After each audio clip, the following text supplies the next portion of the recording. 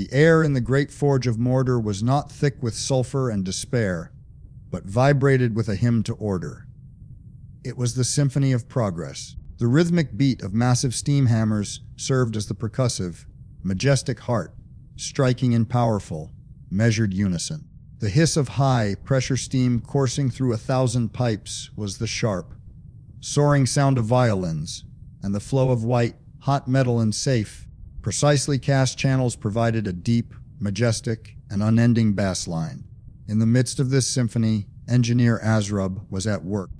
Under the brilliant artificial light and the reflected glow from the controlled lava flows of Orodruin, his form was entirely different from the fairy tales used to frighten children. He was an orc, yes, with ash-gray skin and protruding tusks. But his back was straight, his shoulders broad not for carrying a crude weapon, but for bearing responsibility. His eyes, instead of being shot with savage red, shone with the focus of a devotee studying scripture, the complex blueprints spread across a steel workbench. His large but nimble fingers were gently adjusting a delicate measuring instrument. Azrub was one of the lead engineers on the unification project. He did not worship Sauron as a dark god. He revered him as the great architect. Every gear he designed, every energy conduit he calculated, was a brick in building a future he fiercely believed in, a middle, Earth free from racial wars and poverty, all connected by the source, all moving forward together. Engineer Azrub, a deep, gravelly voice cut through his train of thought. Supervisor Borg, an older orc with a clicking mechanical eye, approached. Supervisor? Azrub acknowledged with a respectful nod.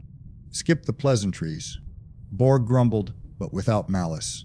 News from the Western Perimeter Patrol. A minor annoyance. Azrub frowned. Mordor's security was nearly absolute. A band of fanatics.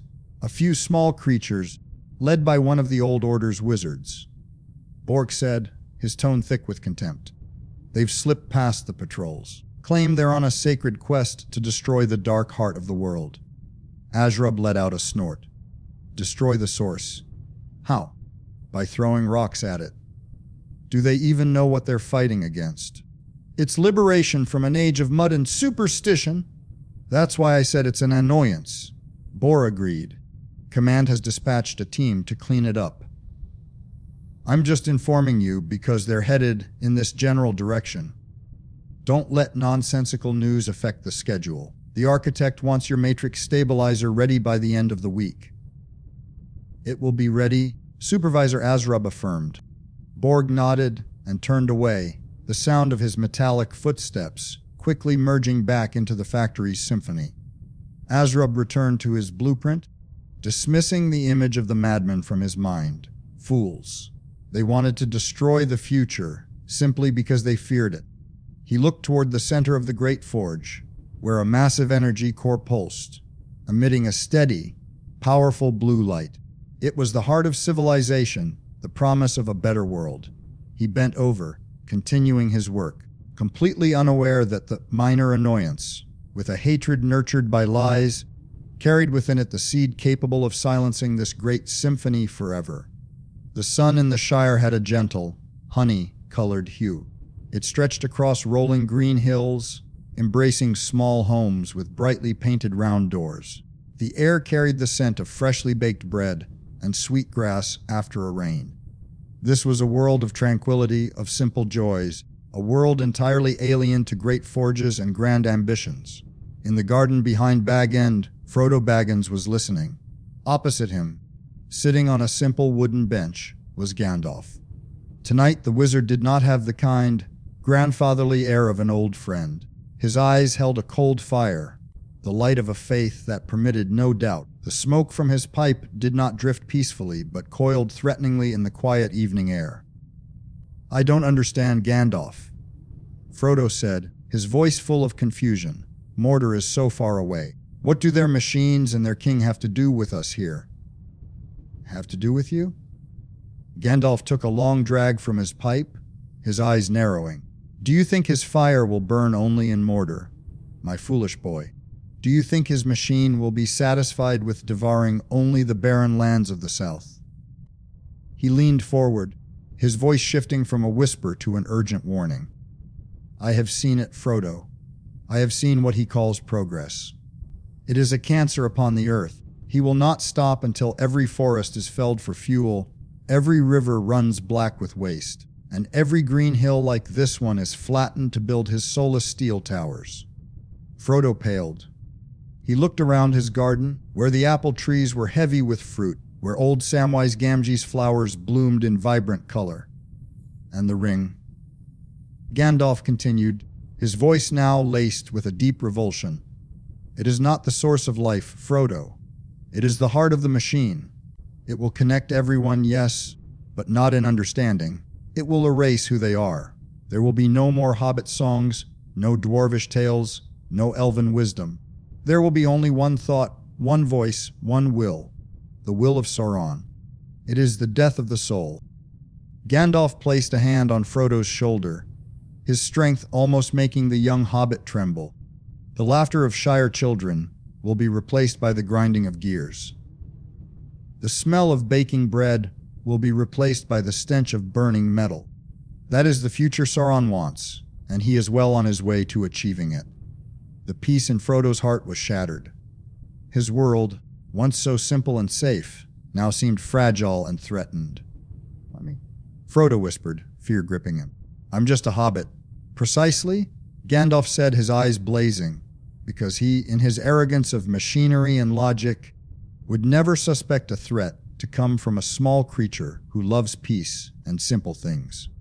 The pure heart of a hobbit is the only thing that can carry this burden to his very lair without being corrupted by its power. The old wizard stood, his tall form blocking out the setting sun. "The fate of all that is green and good in this world, Frodo Baggins, now rests in your hands." Frodo looked out at the familiar hills, but now he saw shadows creeping up from the horizon. His garden was no longer a safe haven, but the front line of a war he never knew existed. Several weeks passed. In the Great Forge, the symphony of metal continued, majestic and relentless. For Engineer Azrub, the news of the fanatics had become a distant memory, a minor footnote in a grand project. He had completed the Matrix stabilizer and was now overseeing its integration into the central source. Everything was proceeding according to plan, according to numbers and the laws of physics. Absolute order. Until one afternoon, Azrub was monitoring a row of core pressure gauges when the impossible happened. The needle on the third gauge from the left trembled, dipping from its optimal position for 0.7 seconds before returning to normal. His heart skipped a beat. It was an impossible event. The system was designed with thousands of redundant layers. Such a fluctuation, however minuscule, was as illogical as a stone deciding to fly upwards. He immediately checked the system logs. No errors. He checked the energy conduits. Perfect. He ran a full diagnostic cycle. The result, everything was functioning perfectly. That needle could not have trembled. But it had. Annoyance crept into Azrub's mind like a grain of sand in a precision machine. For the first time in his career, he was faced with an effect that had no apparent cause. Just then, a speaker on his desk crackled to life. "Engineer Azrub, report to Central Command." Immediately, the voice was not Supervisor Borg's, but that of a higher-level administrator, and it lacked the usual contempt, instead carrying a cold urgency. Central Command was the brain of Mordor, a vast, quiet space that stood in stark contrast to the noise of the forge. The walls were covered in data displays. In the center, a 3D image of Mordor and its surrounding regions rotated slowly. Administrator Gothmog, an orc whose face was covered in battle scars from the old Unification Wars, was staring at the map. "You saw it, didn't you?" Gothmog asked as soon as Azrub entered, foregoing greetings. "The fluctuation? I saw it," Azrub confirmed. "It makes no technical sense." "It makes no technical sense because its cause is not technical," Gothmog replied, pointing to a flashing dot in the west, deep in enemy territory. "That annoying group. We underestimated them. They were not eliminated. They have entered Lorien. Lorien, the Forest of the Elves, a name considered a joke among Mordor's engineers, a symbol of superstition and stagnation. So, Azrub asked, "They're hiding in a forest. The patrols will find them." "The problem is not the forest engineer," Gothmog said, turning to face Azrub. His good eye shone with a deadly seriousness. "It is what is in the forest. Their magic, the whispers, the songs that can bend light and confuse the mind. We always assumed it was mere trickery, optical and psychological illusions, but it seems to generate a type of subsonic interference our sensors were not designed to detect. The fluctuation you saw was the aftershock of them crossing Elvirian's protective barrier, an illogical ripple in our world." Azrub stood silently. His logic, the foundation of his entire worldview, was being challenged. Something vague, unquantifiable, some foolish magic, could affect a perfect physical system from hundreds of miles away. The threat was no longer a group of fanatics. It had become a vexing technical problem. An invisible enemy was attacking the very foundation of Mordor's order with a weapon they could not comprehend. "Assemble your team," Gothmog commanded. "I need you to design a filter, a shield against illogic. You must quantify this magic, find its frequency, and neutralize it. The architect will not allow the superstition of the past to impede the future." Azrub nodded, his mind already racing. The contempt within him had vanished, replaced by a cold steel, like determination. He would not let his world be brought down by things he could not explain. He would explain it. He would analyze it. And then he would destroy it. The symphony of metal now had a dissonant note playing in the background, and Azrub knew he had to compose a new melody to drown it out before everything descended into chaos. Lorien was not a forest. It was a living work of art, but so perfect it was terrifying. Every leaf shimmered as if dusted with silver. Every golden malorn tree grew unnaturally straight. There was not a single dead branch, not one fallen leaf. The air was oppressively still, and the songs of the elves did not bring peace, but acted like a sedative, slowly soothing away independent thought. Frodo felt it. The pain of leaving his home, the fear from his journey, all seemed to have been washed away. In its place was a strange serenity, an emptiness filled by a sacred purpose. He was being protected. He was on the right side. They were brought to Caris Galadon, the home of the Lady Galadriel. She did not walk out. She appeared, as if moonlight had suddenly condensed into human form. Her beauty was absolute, cold and flawless like a perfect statue. But in her deep eyes, which Gandalf called wise, Frodo saw a fire no different from the one in the wizard's eyes, the fire of unshakable faith. "Welcome, burden bearers." Galadriel's voice rang out not from her lips, but seemingly echoing directly in their minds. "You have brought the shadow of the enemy to our doorstep, but you also bring the hope of a great cleansing." After a brief exchange with Gandalf, Galadriel's gaze settled on Frodo. "Young man of the Shire, I know your heart is heavy with images you cannot fully comprehend. Come." She led Frodo to a large silver basin on a stone pedestal filled with water. "This is the mirror of Galadriel. It does not show the future, but things that may be, things that we must fight to prevent." As Frodo gazed into the water, it did not merely ripple. It invaded his mind. The images were not vague. They were sharp, vivid, and designed to evoke the most primal fear. He saw the green hills of his home, but they were covered in black smokestacks, spewing a toxic smoke that befouled the sky. He saw hobbit children, their faces stained with soot, their eyes lifeless, working on an endless assembly line. "This is his progress." Galadriel's voice whispered in his head, a targeted psychic intrusion, an order built on the destruction of beauty and innocence. The water shifted again. The image of engineer Azrub appeared, but not as a focused craftsman. In the mirror, Azrub was a monstrous slave driver, wielding an electric whip, lashing mercilessly at the backs of smaller, thinner orcs, forcing them to work faster in a dark mine. "This is his equality," her voice continued, cold as ice. "The equality of slaves under a tyrant." Tears of outrage and horror streamed from Frodo's eyes. The last of his doubts were extinguished. This was evil. This was what he had to destroy at all costs. But behind them, Samwise Gamgee, the loyal gardener, was not looking at the mirror. He was looking at the lady. He did not see nobility. He saw a terrifying coldness. He felt the air here was not fresh, but suffocating. He wanted to tell Frodo that something was wrong, that the images were too clear, too perfect, like a story concocted to frighten someone. "Mr. Frodo," Sam whispered, taking a step forward. "Quiet, Sam," Frodo snapped, turning with fire in his eyes.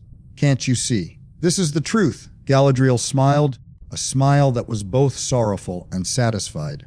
She scooped some water from the mirror into a small crystal phial. Its light shimmered strangely. "Take the light of Erendil, our most beloved star," she said, handing the phial to Frodo.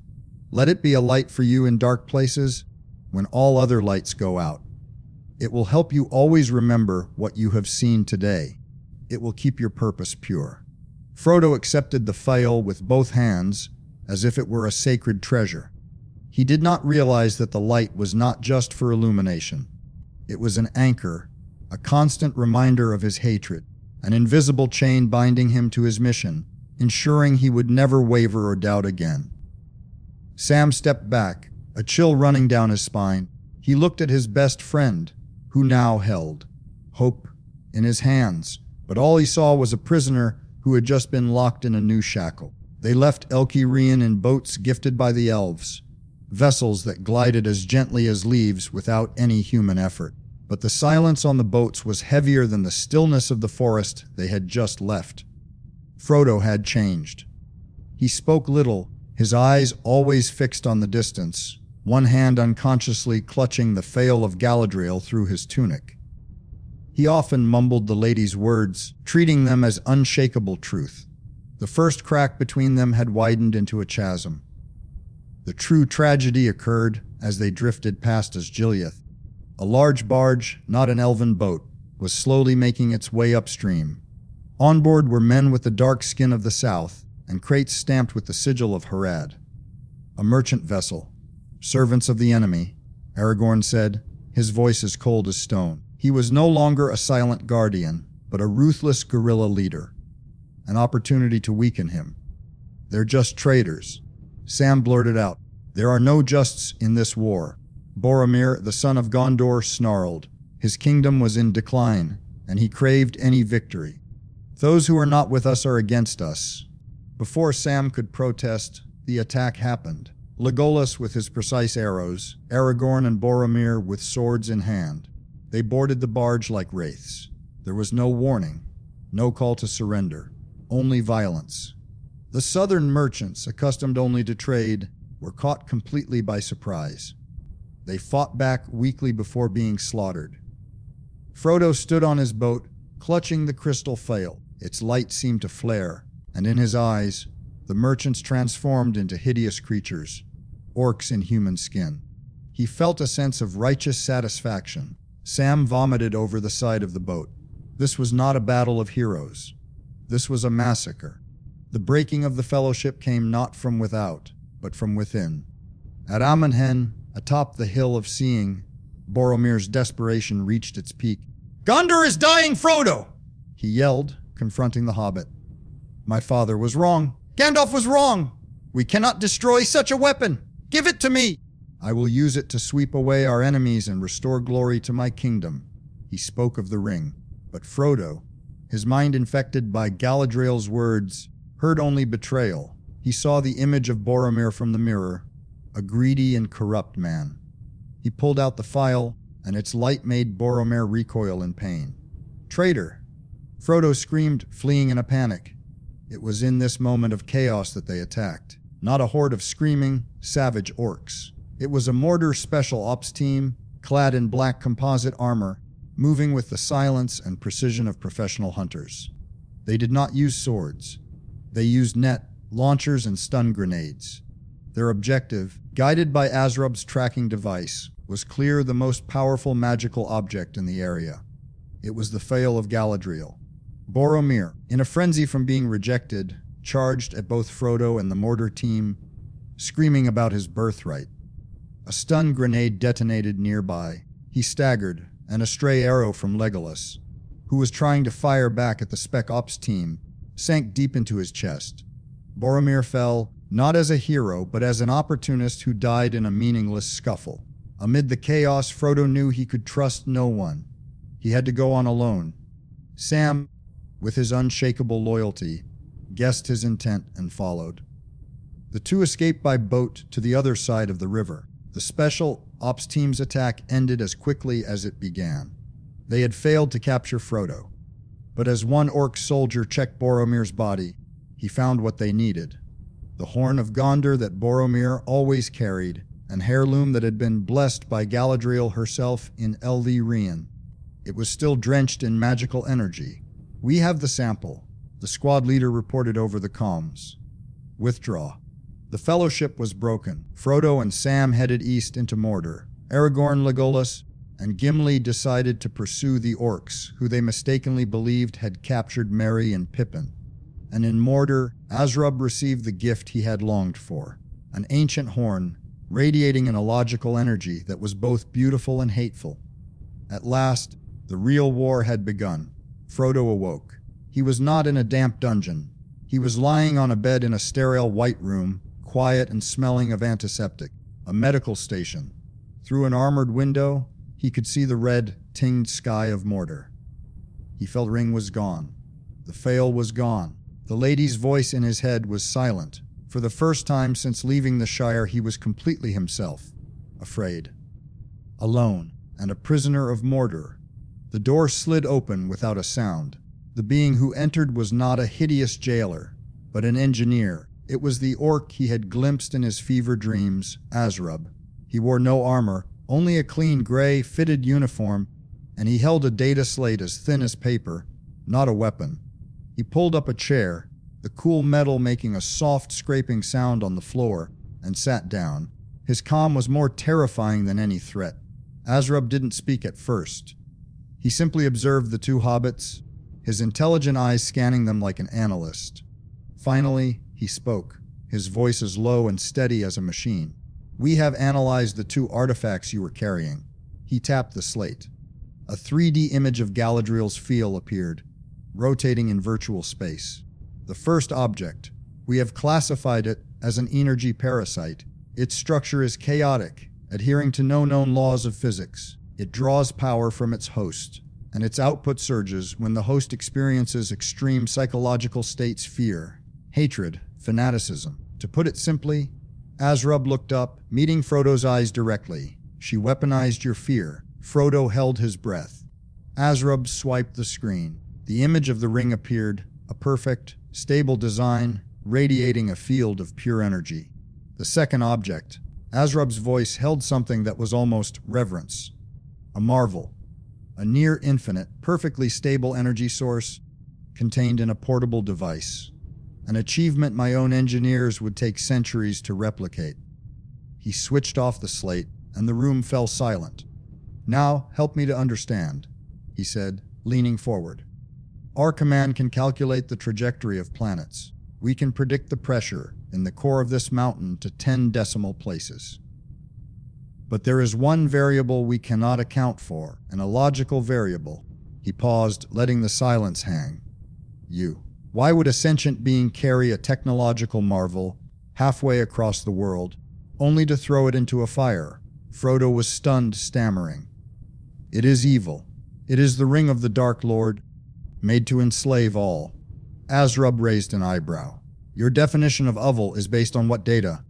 "Dark Lord is a title created by our enemies. We call him the Architect. And enslave. Let us review what you have experienced." He turned the slate toward Frodo. A video played, the very images from Galadriel's mirror. "This," Azrub said, "is a lie. A fabrication designed to induce an extreme psychological response." He swiped the screen. A new image appeared, a crystal clear, real-time satellite photo. "This is your share taken 1 hour ago. It is still green, still peaceful. No one has touched it." Frodo gasped. He saw his familiar hills, his own farm completely unharmed. "They turned you into a bomb," Azrub continued clinically. "They filled your head with lies, gave you a device that amplified your own fear, and sent you on a suicide mission." Why?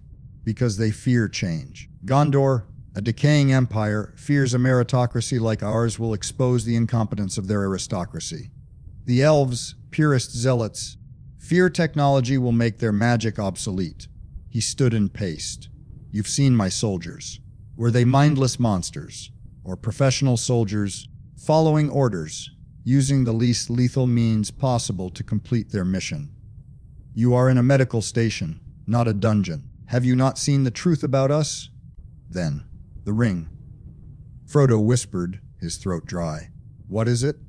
Ashrub stopped and looked at the hobbit. For the first time, there was a hint of sympathy in his eyes. It is not a tool of domination. It is a tool of connection. It is the central processor for a consciousness network, a means to eliminate the greatest barrier between sentient beings: misunderstanding. Imagine, Hobbit, a world where you could feel another's pain as your own, where there could be no lies because all thought is shared, where there is no war because conflict is resolved as a mere concept. The slavery you were told of is the surrender of the selfish, chaotic ego for the harmony of a truly connected society. They did not send you to save the world, Ashrub concluded. They sent you to destroy the only chance the world had to save itself. They want the world to remain forever in division, in meaningless wars, in ancient prejudices, because that is the only world where they can remain in control. Ashrub walked to the door. He turned back one last time. The architect believes true conversion must come from understanding, not force. You and your friend will be given food and shelter. Think. Use your own reason, not the fear others have planted, to judge. Find the truth for yourself. The door closed, leaving Frodo and Sam in the silence of the White Room. Frodo's entire life, his entire quest, was built on a lie. The monster was a scientist. The holy relic was a parasite, and the ultimate evil was perhaps the world's only hope. His true journey, the one within his own mind, had just begun. If they were not the monsters, he wondered in horror, then what are we? Frodo's first real conversation with Sam was fraught with turmoil. Mr. Frodo, Sam whispered. Who was lying, wasn't he? They're monsters. But that image, Sam, the image of the Shire, it was real. Frodo replied, his voice hollow. If they didn't lie about that, what else are they telling the truth about? He looked at Sam, his eyes filled with a deep, shattering crisis. If we aren't the good guys, Sam, then what are we? Meanwhile, Ashrub reported to the architect. The subject is processing the data, he stated to the silent, black energy column. The cognitive dissonance is severe. The voice of the architect echoed in the chamber. A mind cannot grasp a new reality from within a white room. He has seen our logic. Now he must see our work. And so began the tour.